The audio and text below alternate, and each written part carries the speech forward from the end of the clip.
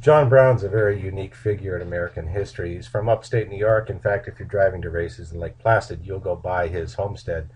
If you look carefully, you'll see a sign, a New York State historic sign for his homestead. He is a man who feels that God has destined him to take up the cause of abolition in the United States.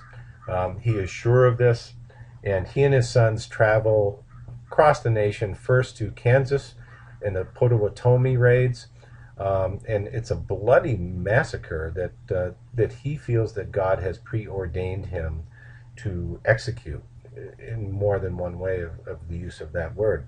And he does execute whites in the state of Kansas, and he is part of the ongoing trend of violence within Kansas, which leads the territory and the time to be called Bleeding Kansas.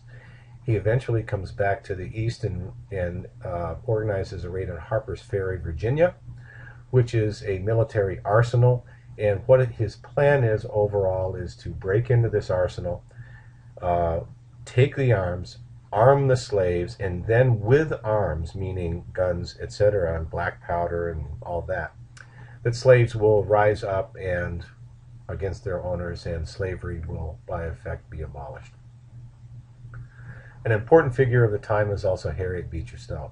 She is important for her great work, Uncle Tom's Cabin. She is also noteworthy because she is a woman, and she's a diminutive figure, 5'2" or so. Her husband is a full professor at Bowdoin, which is a center of free thinking and liberal thought of the time in Maine. And she writes this. It's the first time that it's really been put out there in form about what is daily slave life like. And it moves many people in the North to recognize that the institution, this peculiar institution of slavery, needs to be looked at and it needs to end.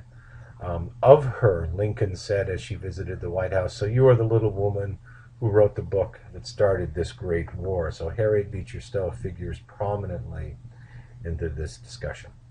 Now, Stephen Douglas and Abraham Lincoln, you really can't speak of the two without speak of one without speaking of the other. Recall that there is the Missouri Compromise created a line of the 3630 above which there was agreed that there would be no slavery.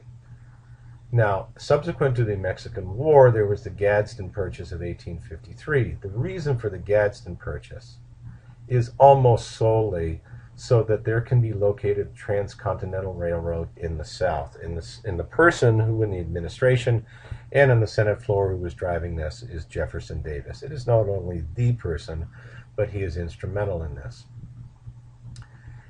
And Douglas and Pierce, who on the left here, as you see, are being accused of forcing slavery into areas that perhaps may not want slavery. And part of the reason I bring up the Gadsden Purchase and the Transcontinental Railroad is if things are moving west and with this great technology, then slaves are going to be able to move forth with them, and of course they're chattel, and of course they should be able to move with them. Stephen Douglas has a wonderful past. It's very interesting. In fact, he's born in Brandon, Vermont. He moves west and becomes a lawyer and eventually establishes himself as a very prominent political figure in Illinois politics. Eventually, being a U.S. Senator, he eventually has eyes on the White House. Of this, there is no doubt. In between his Senate seat and the White House is Abraham Lincoln and the growing issue of slavery. The slavery extension issue was reopened by Senator Douglas in a bill organizing the territories of Kansas and Nebraska. And Douglas proposes this. He proposes this phrase, popular sovereignty.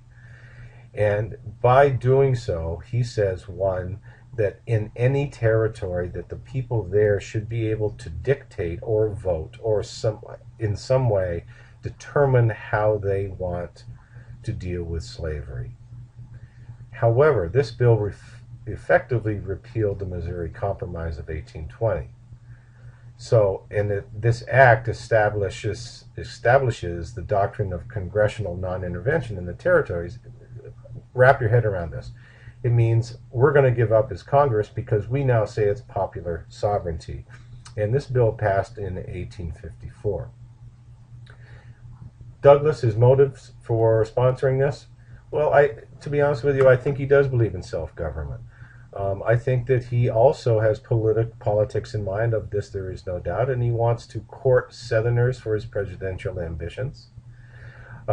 His conviction that by force of geography and nature, if you do some reading on some primary source reading, I think he believes that territories by and far in the north would remain free soil, that by geography and nature of the task, meaning cotton, that slavery will contain itself. This leads to incredible social discord and fighting in the territory of Kansas, which comes to be known as Bleeding Kansas. Because think about, at the time, how are you going to keep people out in the 1850s that are pro-slavery or pro-abolition? It's not popular. And what they did was they just flooded the territory of Kansas. They fought, and people like John Brown, crazies like John Brown, came in, fought against each other.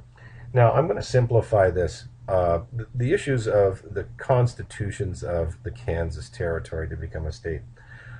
This is convoluted, so I want to simplify this for you and talk about two of them. First is the Topeka Constitution, which is drawn up in 1855 and prohibited slavery. For political reasons, President Pierce placed himself in opposition to this because he wants to run for president again, and he wants the support of the South. Okay? Now, at the same time, in 1856, what is ongoing is debate about Kansas within the Senate. During one of these debates, a Senator, Charles Sumner from Massachusetts, talks about the crime against Kansas. And he is speaking on the Senate floor about this and how awful it is, and he criticizes a fellow senator. That senator's cousin, Preston Brooks, who is in the House of Representatives, hears about this, crosses literally into the Senate chamber, and proceeds to beat Sumner with a metal-tipped cane, causing him to be hospitalized for 3 months. Excuse me, it's not his cousin, it's his nephew, sorry. This speech came to be known as the crime against Kansas. Going back to the constitutional issues, the second, it's not really the second, but I'm going to simplify this. The second constitution written for Congress is the Lecompton Constitution. It's a town in Kansas. The details of this is a pro-slavery constitution, and basically how this goes through is that says that the convention drafted a special article, if you read here, on slavery, which alone was to be submitted to popular vote. The article guaranteed the right of property in holding a slave, and if rejected, slavery would no longer exist, but the right of property in slaves would not be abolished, which is a rather innovative way of going about this. President Buchanan, because he also wants re-election, and again, look at the date on this, he agreed to the Lecompton Constitution in principle.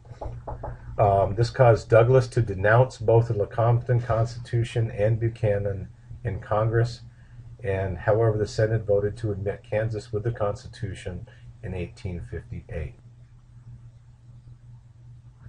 So the real point here of going through this discussion of these constitutions is this, that politically, Buchanan is trying to do something, get reelected. Douglas is trying to do something politically by getting elected to his Senate seat, but in long term, he's looking to the 1860 election and wants to make sure that he doesn't alienate himself from the South. and at the same time make sure that he doesn't anger Northerners in free states by standing very carefully with one foot in both the camps, slavery and non-slavery. Douglas, by virtue of his popular sovereignty, denounces the Lecompton Constitution and Buchanan while in Congress. And so it sets up this political debate for the 1860 situation of the presidential election. Now, I'll go ahead very briefly here and go to another slide. And this will be a cause for the next video. But what comes along next is the Supreme Court decision, Scott versus Sandford, in the Dred Scott case, 1857. So this further complicates things quite a bit in this decision.